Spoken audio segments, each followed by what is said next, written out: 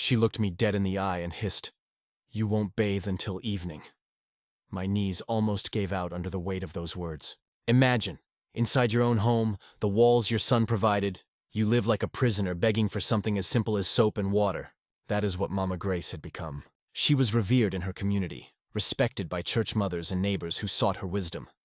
But within her son's house, she was invisible, whispered over, dictated to.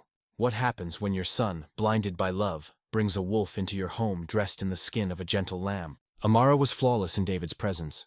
She fluttered around him, the model wife, attentive, gracious, pouring tea with a smile worthy of a magazine cover. But the moment his car left the compound, the mask dropped and the tyrant emerged, venom dripping from every word. Each day was a stage play. Amara rehearsed sweetness for her husband, only to turn meals into punishments, baths into privileges earned through obedience, silence into survival. And Mama Grace, dignified matriarch, found herself forced to play the role of captive, keeping secrets that ate her alive. But secrets have expiry dates, and Grace's silence was one sharp word from breaking. That morning, the sun streamed courageously through the curtains, but its warmth mocked the heaviness inside her room. Mama Grace, regal even in her late 60s, sat dressed on the edge of her bed. Her body ached, yes, with age and with grief. She longed for water. Once, bathing was her daily joy, her moment of renewal. Now it was a battleground. Down the hall, David, her only son, whistled contentedly in the shower, oblivious. Grace seized her moment. Quietly, quickly, almost guiltily, she gathered her towel and bar of soap. Each footstep toward the bathroom felt like she was sneaking past guards in her own prison. Even with the door shut, she could feel Amara's unseen glare, burning into her back from the living room. And then David appeared, knotting his tie, catching her just before she disappeared into the bathroom. His face lit up like a sunrise, his love rolling off him in waves. "Mama, good morning. You're up early today. Did you sleep well?" Grace leaned into his hug, holding on to the warmth one heartbeat longer than yesterday, as though gathering courage from her only child. She forced her voice steady. "I slept well, my son. Good morning."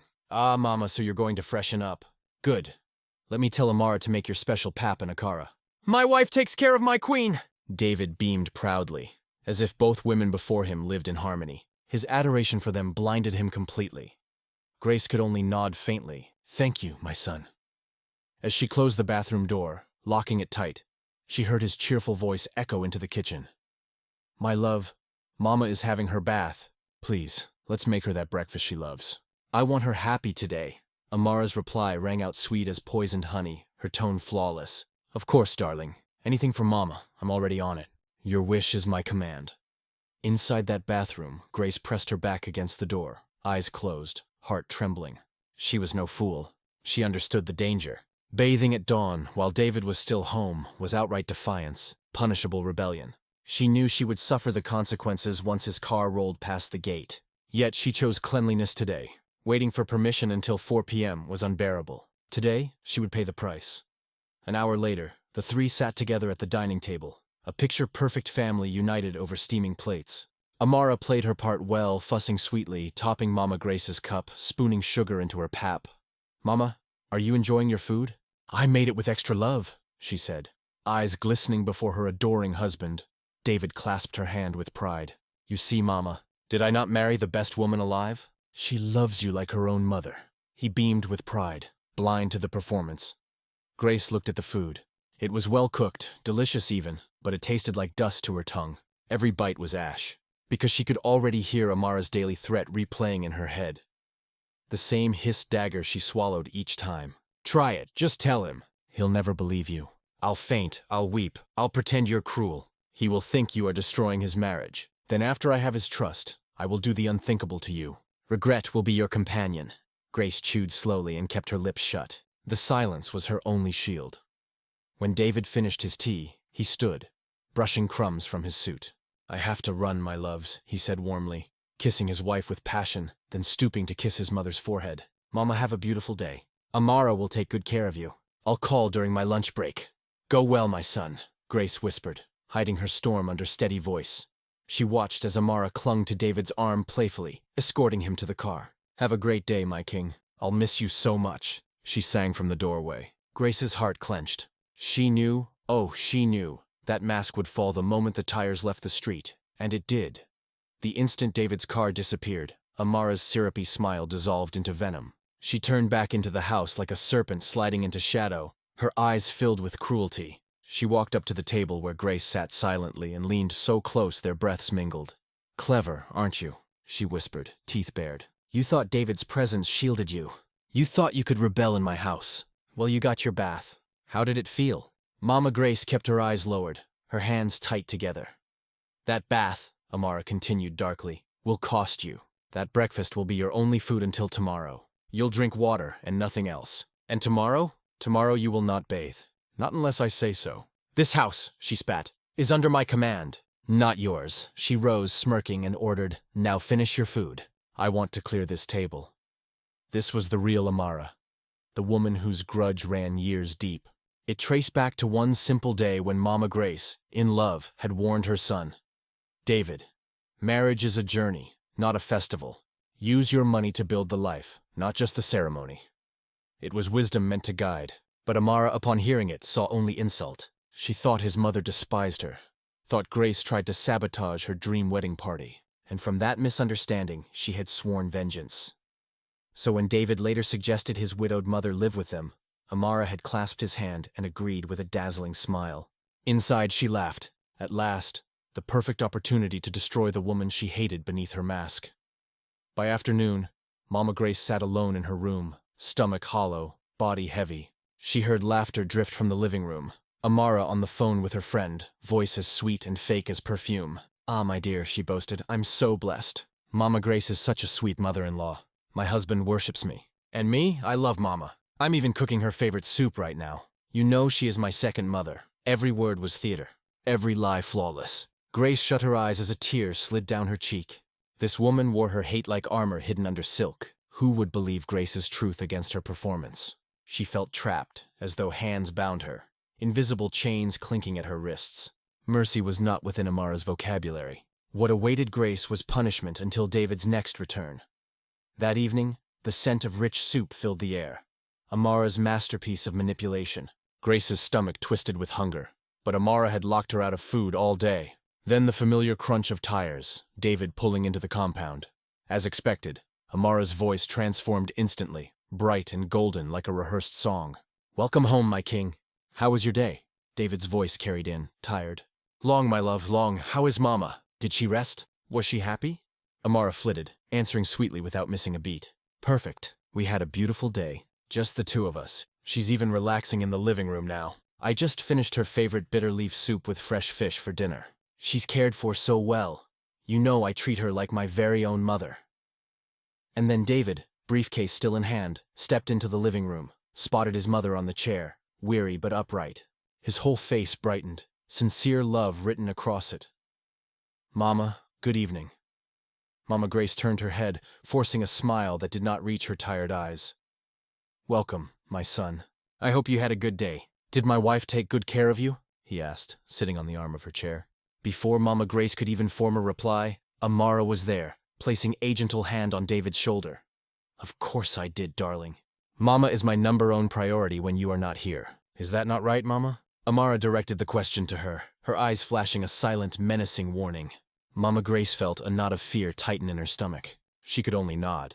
Yes, she was very good. The lie felt heavy on her tongue. Each day she was forced to participate in this elaborate deception to protect the very person who was tormenting her. Her son, blinded by love and exhaustion from his demanding job, saw only the beautiful performance his wife staged for him. He saw a peaceful home, a loving wife, and a contented mother. He did not see the fear in his mother's eyes, or the carefully concealed cruelty in his wife's heart. At the dinner table, the aroma of the rich soup filled the air. Amara served her husband a large portion, then served Mama Grace an equally generous amount, adding an extra piece of fish to her plate. "Mama, you must eat well," Amara said with a flourish. "You looked a little tired today. I want you to get your strength back." David smiled, pleased. "Thank you, my love. You are so thoughtful." Mama Grace stared at the bowl of soup. Her body craved the nourishment, but the food was a symbol of Amara's power, a reward granted after a day of punishment. Eating it felt like a form of surrender. But to refuse would cause a scene, would lead to questions from David, and would give Amara another opportunity to play the victim. So with a heavy heart, she picked up her spoon and began to eat. each swallow a bitter pill of her reality. The weekend arrived, and with it David's constant presence in the house. This was a time of both relief and heightened tension for Mama Grace. It was a relief because Amara's cruelty was put on hold, but it was tense because she had to endure Amara's suffocating display of fake affection. On Saturday morning, Amara insisted on personally washing Mama Grace's clothes. She would make a big show of it, ensuring David saw her scrubbing the clothes with vigor. "My darling, look," Amara would call out to David. "I am washing Mama's clothes. She is our queen. She should not be doing any work. I am happy to serve her." David would watch, his heart swelling with pride. "You have a heart of gold, Amara. I am the luckiest man alive." Mama Grace would sit and watch this theater, a silent observer in a play about her own life. She wanted to scream, "It's a lie. This is all for you. The moment you leave, she is a different person." But the words were trapped in her throat, held captive by fear. Amara was a master manipulator. She knew exactly how to play on David's emotions.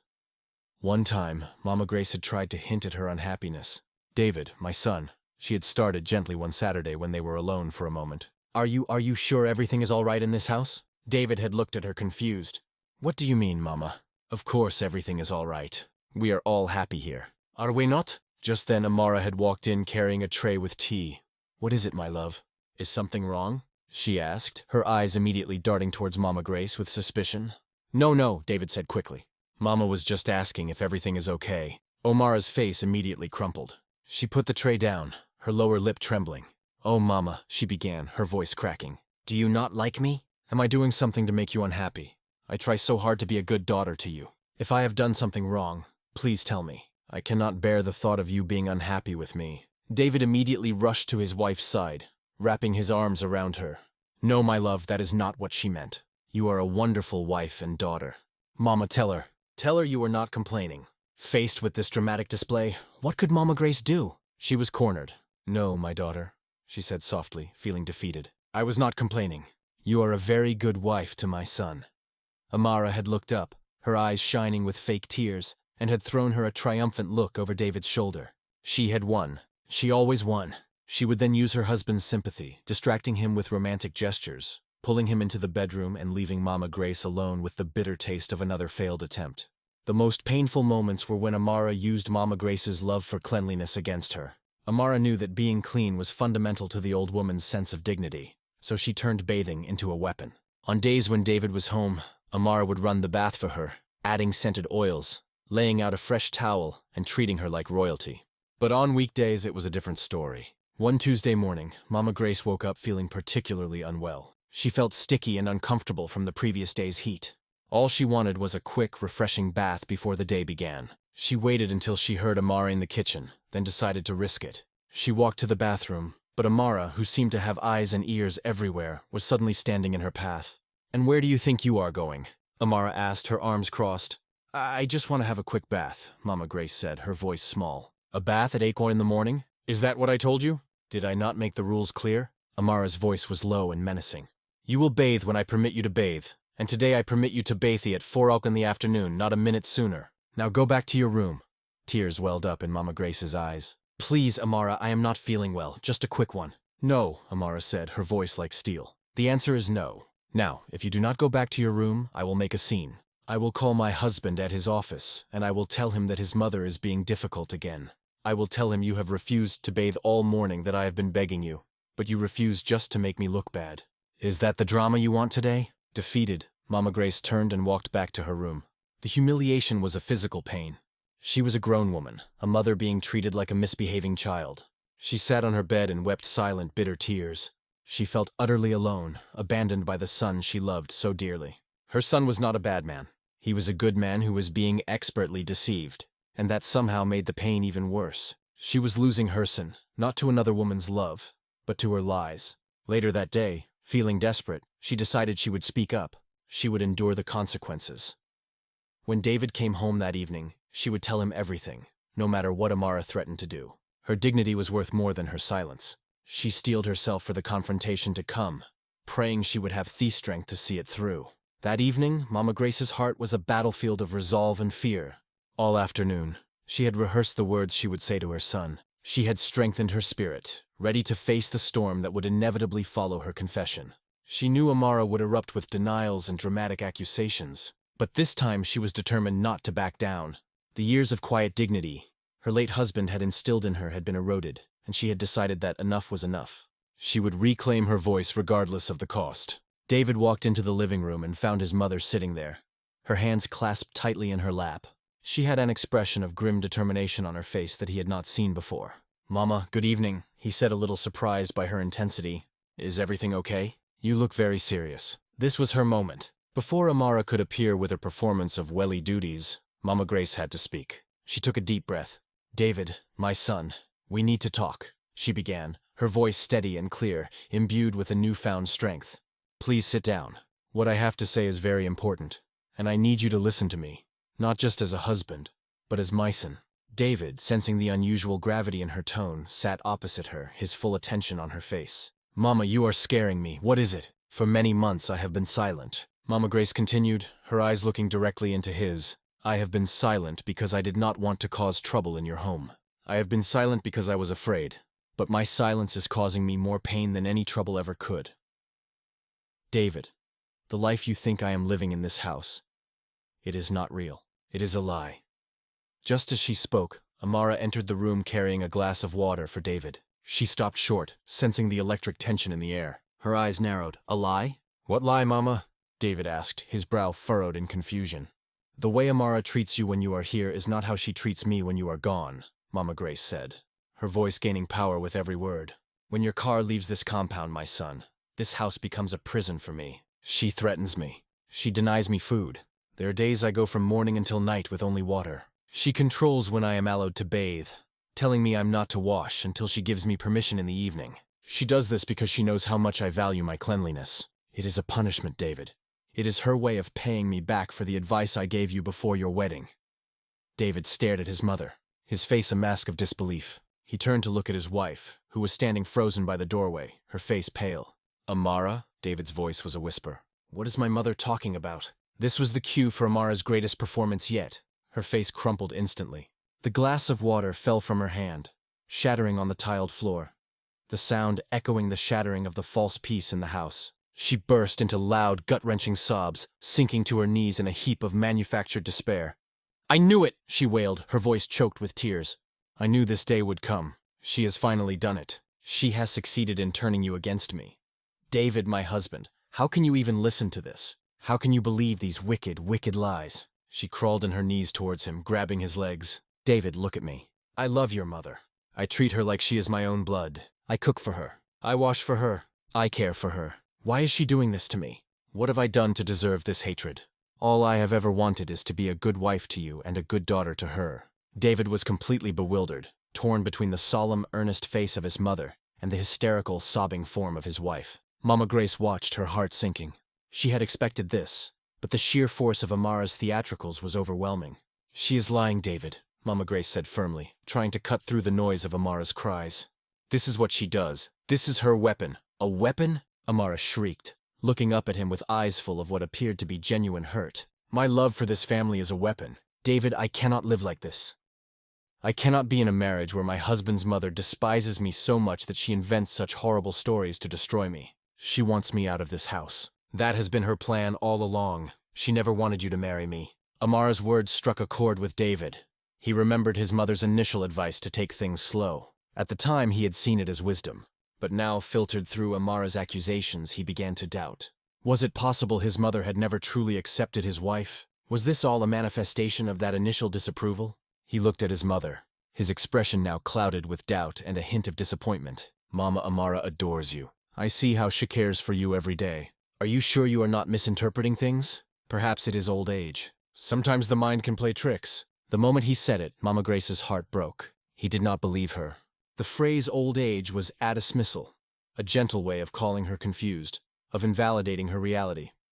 She saw a flicker of cold triumph in Amara's tear-filled eyes. "So that is it?" Mama Grace said, her voice dropping to a whisper, all the fight draining out of her. "You believe her?" Before David could respond, Amara seized the opportunity, her voice rising with a new strategy. "Darling, maybe you are right," she said, her sobs subsiding into pitiful sniffles. "Maybe it is not her fault. Maybe Mama is not well. She needs more help than I can give her. Professional help in a place where they understand the needs of the elderly. A care home. Mama Grace felt as if she had been slapped. A care home. It was the ultimate banishment. The final rejection, to be sent away from her son's house to be put in an institution like a piece of old unwanted furniture. The suggestion was so cruel, so final, that she could not even speak. David looked at his mother's heartbroken face, then at his wife's seemingly concerned one. He was confused and emotionally exhausted. A care home seemed like an extreme solution, but perhaps Amara was right. If his mother was unhappy in making these accusations, maybe she would be better cared for by professionals who could manage her condition. The thought pained him, but it also offered a solution to this impossible conflict in his home. Maybe we should look into it, David said slowly, the words tasting like poison in his mouth. Just to see. For your own good, Mama, so you can have the best care. That was it. The battle was over. Amara had not just won, she had annihilated her. Mama Grace stood up, her body feeling heavy and old, every joint aching with the pain of defeat. She looked at her son, her child, the boy she had raised, and saw a stranger whose mind had been completely captured by a masterful deceiver. I see, she said, her voice devoid of all emotion. She turned and walked slowly back to her room, each step an immense effort. She did not look back. She did not want to see the look of pity on her son's face, or the victorious smirk she knew would be on her daughter-in-law's. She closed her bedroom door and leaned against it, the silence of the room amplifying the roaring in her ears. She had spoken the truth, and the truth had cost her everything. She had not only failed to save herself, but she had also been sentenced to exile. The plan was now in motion. Her son was going to send her away, all because she had dared to expose the monster he had married.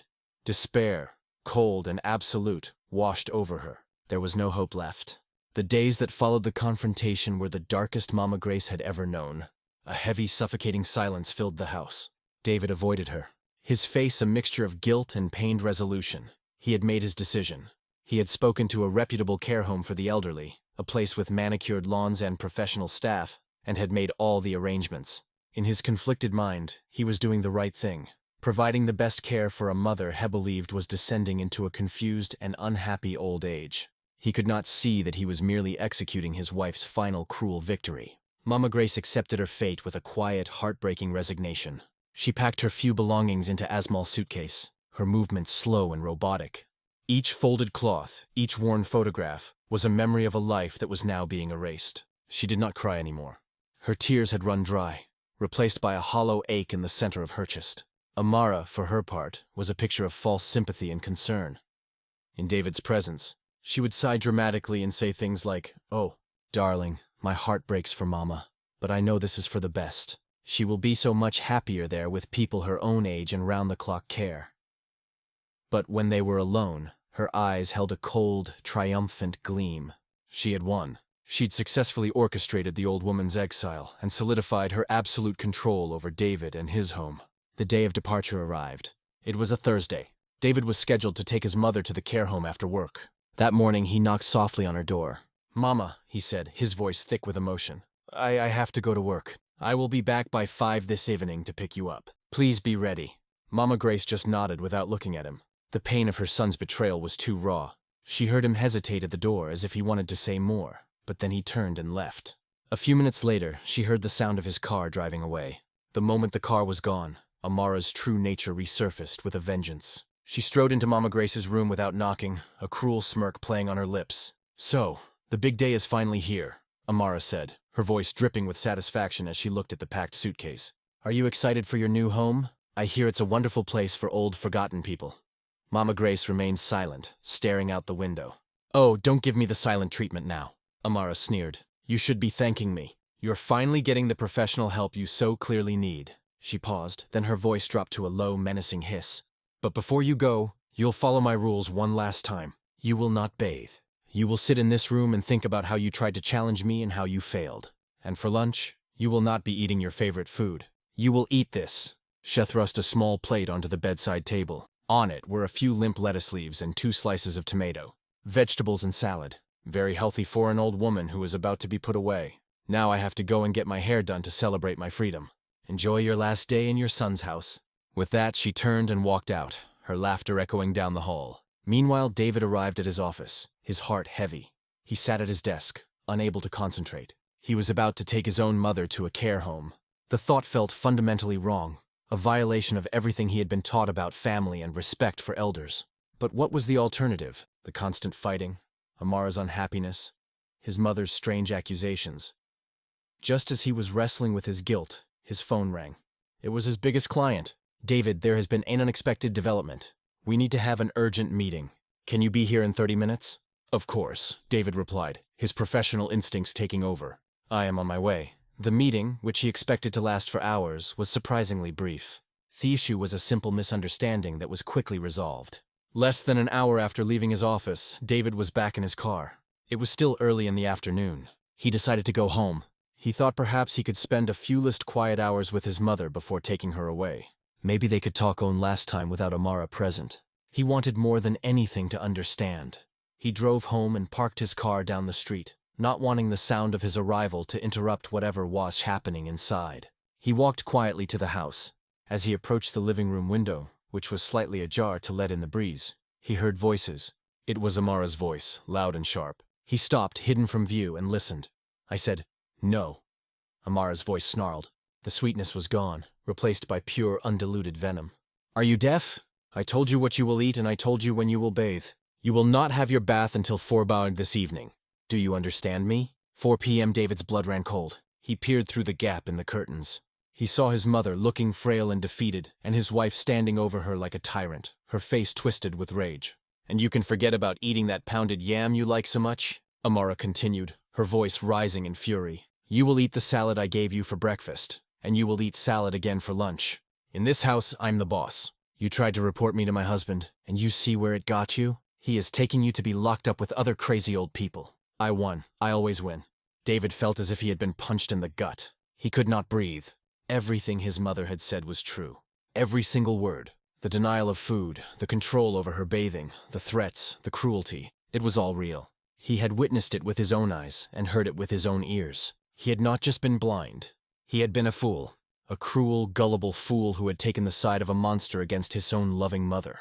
A wave of white-hot rage, followed by a tidal wave of gut-wrenching shame washed over him. He had been about to commit the ultimate act of betrayal, exiling his mother based on the lies of this wicked woman. He did not hesitate. He stormed to the front door and burst into the house. "Ara."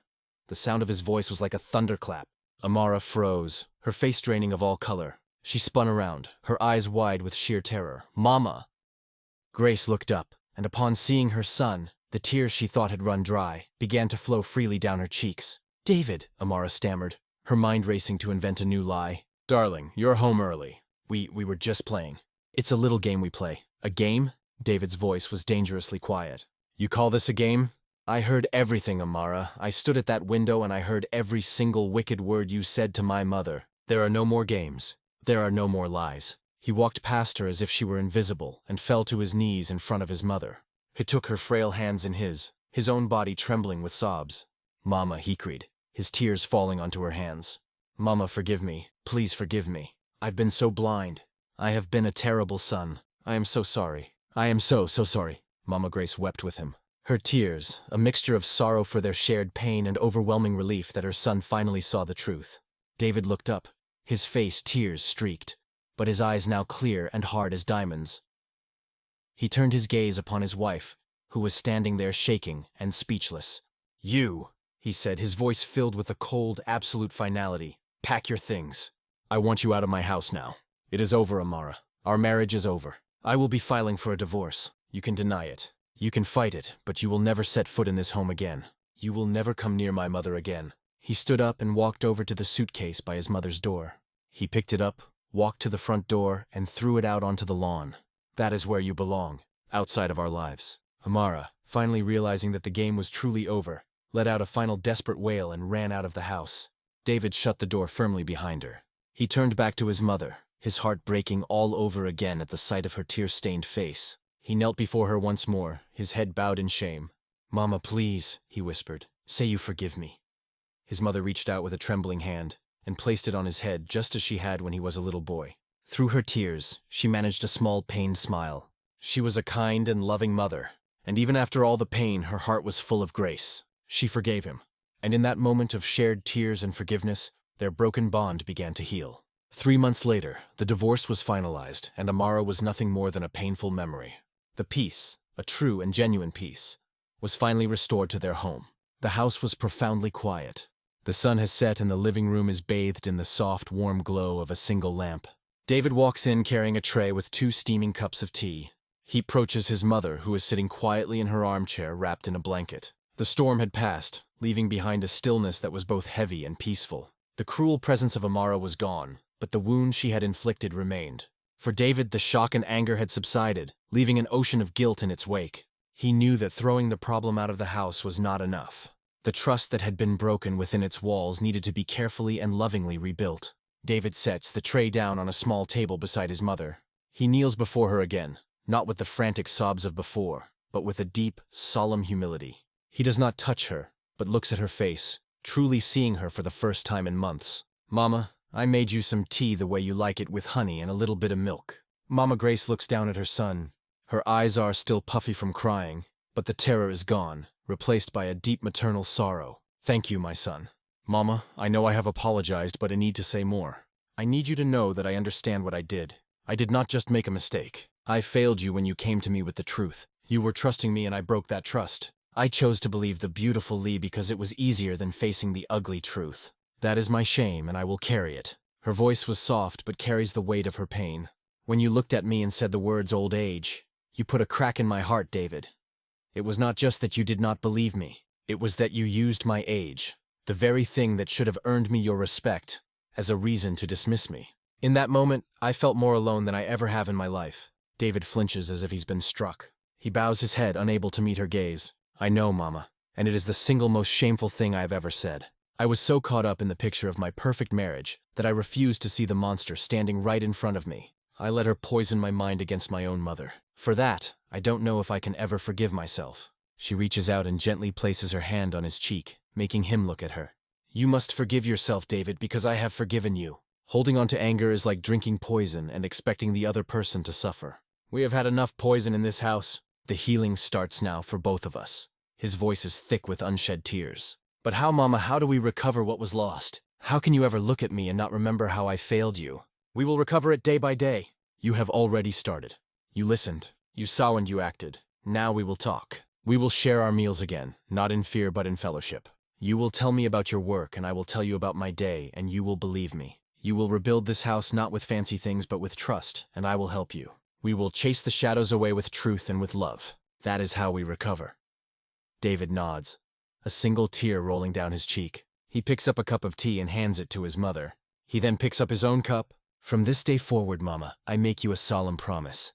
Your voice will be the most important voice in my life. Your wisdom will be my guide and your well-being will be my highest priority. I will never doubt you again." She takes a slow sip of her tea and gives him a small, genuine smile. "I know you won't, my son. I know." And in that quiet moment, over 2 simple cups of tea, the real healing began. It was a recovery built not on grand gestures but on the steady foundation of listening, understanding, and a promise whispered in the aftermath of a storm.